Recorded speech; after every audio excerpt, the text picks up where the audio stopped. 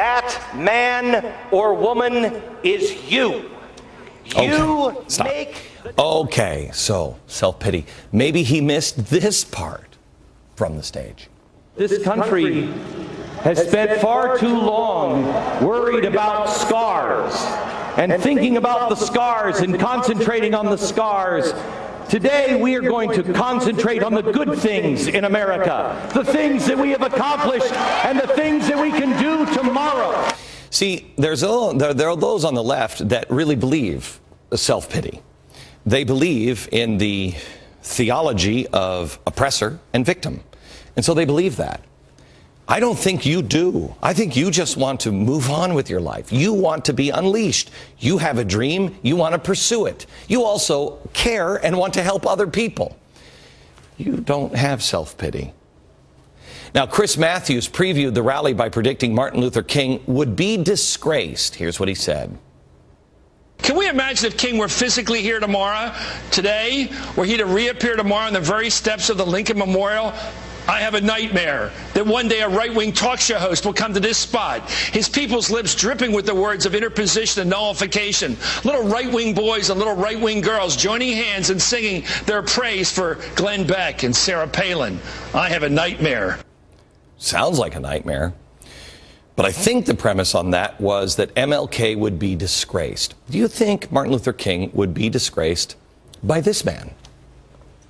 Definitely want people to be filled with real hope, and conviction that anything is possible in America.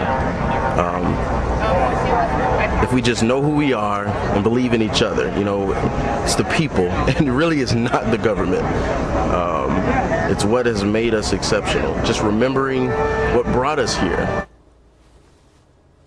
America, make a choice.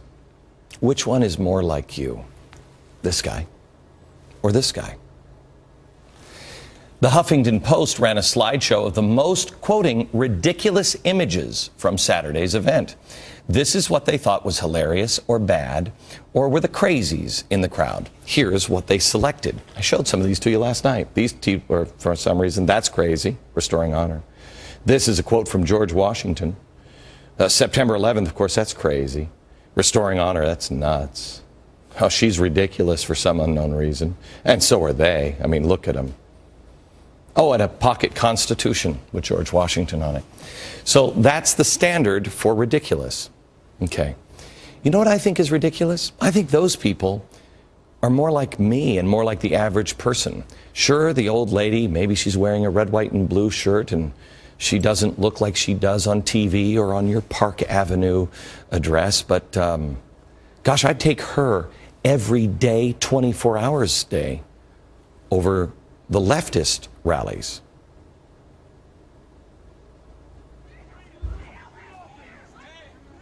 Wouldn't you really much rather take the lady or the guy with the pocket constitution? He's nuts. Which one's more like you, America? Here's MSNBC host Ed Schultz. He said this. His crowd was filled with thousands of old, white, angry McCain-Palin leftovers from the election who just can't seem to stomach the fact that we have a black man in the White House. Okay. They're old, they're white, they're angry, they can't believe Obama won. Okay, they're old, they're white, and they're angry racists that can't believe that Obama won. There you have it, this or this.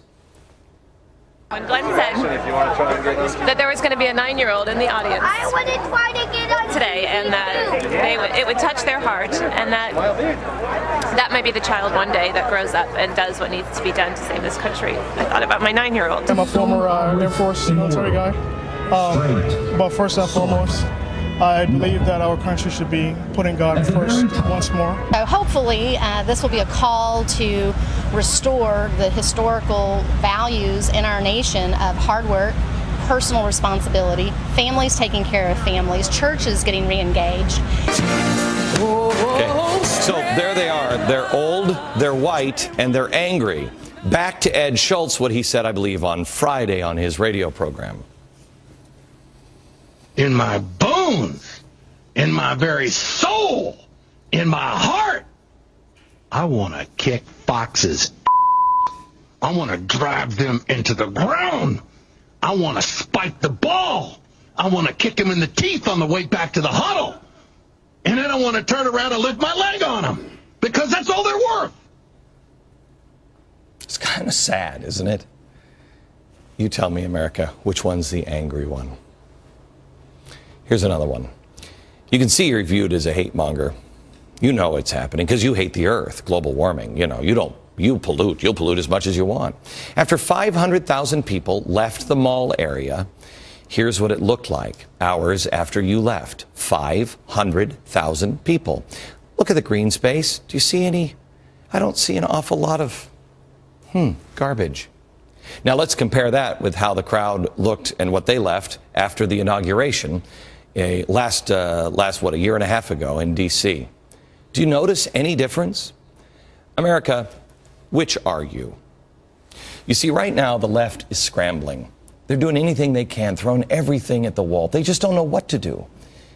They don't know who you are. They're confused. But here's a good thing. Ding dong, the witch is dead. You've won. You've won. It's only a matter of time. You just keep being yourself.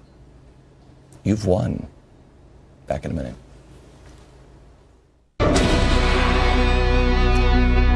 We're talking a little bit still about 828 because I really am convinced you've won, and you may not know it yet. But everybody wanted to make it about hate, and there was no hate. It was about truth. It was about faith, hope, and charity. That was the message all along with this event. Sure, the exact wording of some of the speeches were not set in stone, but I was 100% sure this event would not be political. I said that on the air when people made fun of it or, called it one thing or another. I said, be careful. Don't do that. You're going to regret those words.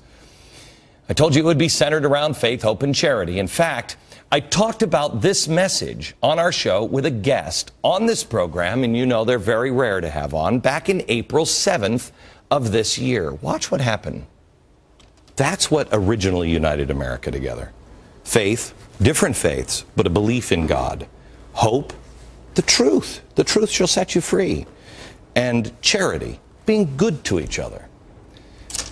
Would you agree that that approach, not about politics or policies, but principles, faith, hope, and charity, can unite America? Yeah, I agree. I think that it could and should unite America. Well, I thought that was a good piece of advice from Reverend Al Sharpton, who, believe it or not, I really like. I don't agree with him on anything, but I like him. I took his advice. That's why I was asking. I was asking an honest question. Do you really think that could unite? He said yes. He also went a step further. I don't know if it was on or off the air, but he looked at the faith, hope, and charity, and he said he'd like to see more black faces up there. And I said, that's a great idea. That's why we're doing the Black Founding Fathers series. I mean, how much did we all learn that we didn't know about? This was his idea. That's why the two largest images on stage were, because again, that was my theory. He said, yes, it would unite, and that's what I'm trying to do. And the first one was a Native American, and then the other one, you have the Native American, that's Frederick Douglass. They were both on stage. They were 20 feet tall. Why? Because I started doing my homework. It was also Al Sharpton who helped formulate many of the themes incorporated in the event Saturday. I mean, this was it. So then I was really shocked and surprised when Al said this last night to Bill O'Reilly. Was there anything wrong with what Beck did? Not what he did. What he said is not what he said he was going to do is not what he did. I know, but what he did, the rally that he did. If he wants to have a rally, first of all, no one questioned him having a rally. We did not challenge his permit. No, but did he do anything wrong on Saturday? I said what he did is not what he said. What he did, no. But I said that on April 7th. I mean, I have the video. I did say that we were going to reclaim the civil rights. And what I meant by that, Reverend Al, was the people of faith, the good people in America of faith. Because, see, The original awakening, that happened with George Whitefield of faith. It led to the Enlightenment, which led to the American Revolution. The slaves were free because of the Second Great Awakening. The people of faith that knew it was wrong got together, left their differences aside. Faith, hope, and charity. We were consistent. I mean, before I came on, I got a call from one of the newspapers, and they said, what exactly does Glenn Beck think he's doing? Is he taking the mantle of a religious leader? No. No. In case, for those people in the press that haven't watched the show, I don't know ever, faith, hope, and charity. We've been doing this since January. I've laid this out almost every night. The Reverend Al, of all people, should know this because we've talked about it together. But somehow he missed it. But it's hard to believe that people who pay attention missed it. Because the people who showed up at the rally, they didn't miss it. This is my future. And I want to show my family, my sons, that America is worth saving. America is honorable. I don't go to political rallies, never have. I do not believe this is a political rally. I sense a spirit here, a spirit of like-minded people, and I want my family to experience this. I don't know how to be more clear. The good news is, and I'll share this with you next, Glenn Beck's Happy Warriors. You made yourself, you came onto the world stage, not the national stage, onto the world stage, and made quite an impression. I'll show you what the Wall Street Journal wrote about you in their op-ed piece next. During the break, and I have to tell you, I actually have butterflies in my stomach, and not because I'm nervous about anything, but because I know what I'm telling you today is true, and that is, you've won. The formula here, if you will, is just be you. Be your highest self. Every Tea Party should learn from what happened this last weekend. They don't know what to do with kindness. They have no idea. No idea. Lock arms, sing a hymn. It's amazing. I learned a long, long time ago the importance of judging a man by his friends. I am so proud of the 500,000 friends that came out on Saturday to restore honor. And the real story that is coming out of this weekend is not me or Sarah Palin or anybody else. And it's not the crowd size. It's the crowd and their behavior. You have raised the bar. I hope I can live up to your standards. I want to share an article. This is the best thing. This is the best. This is from today's Wall Street Journal. Okay, this is the op-ed page. It's a story about Saturday's crowd. It's called Glenn Beck's Happy Warriors, and it's written by James Freeman. And here it is. Pundits will debate the crowd at Glenn Beck's Saturday rally in Washington as the largest in recent political history. But it certainly was among the most impressive. Mr. Beck, a television host and radio broadcaster with a checkered past and a... Have I said something wrong? And a penchant for incendiary remarks. But if he is judged by the quality of people of all colors that he attracted to the Lincoln Memorial, his stock can't help but rise. One would not be able to find a more polite crowd at a political convention. Certainly not a professional sporting event. Probably not even an opera. In fact, judging by the behavior of the attendees following the event, you'd have a tough time finding churches in which people display more patience as others make their way to the exits. This army of well-mannered folks that marched into Washington seemed comprised mainly of people who had once marched in the U.S. Army or other military branches, or at least had a family member who had. Perhaps that's not surprising, given the event was a fundraiser for Special Operations Warrior Foundation, which, by the way, you can still make a donation to, glennbeck.com/828, which provides scholarships to the children of elite troops killed in the performance of their duty. The day was largely devoted to expressions of gratitude for the sacrifices of U.S. soldiers, for great